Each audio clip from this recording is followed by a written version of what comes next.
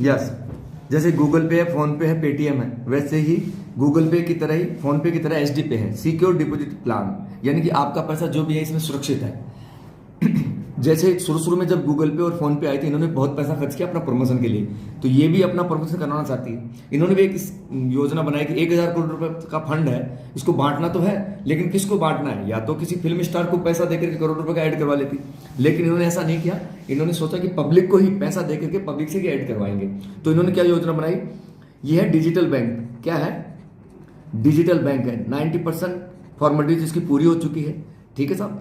इसमें RTGS भी कर सकते हैं, NEFT की सुविधा भी है और IMPS की भी सुविधा है। ये बैंक ही कर सकती है, ये नहीं कर सकती गूगल पे, फोन पे। तो इसका मतलब ये डिजिटल बैंक है इस।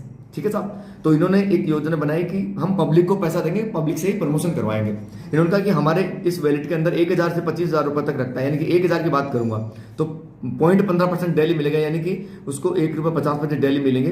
30 दिन के हो गए साहब 45 रुपए, और ₹22.50 इसका बोनस होगा 50%। ₹67.50 की इनकम होती है एक महीने इस वैलेट में रखने से। तो अगर बैंक में अपन रखते हैं तो कुछ भी उसमें अपने को बेनिफिट नहीं होता है, लेकिन यहाँ ₹67.50 की इनकम होती है। दूसरा साहब, 25,000 एक से 1,00,000 रुपए तक, यानी 25,000 आप वॉलेट में रखते हैं तो अब आपको 0.20% डेली मिलेगा, यानी कि ₹50 डेली।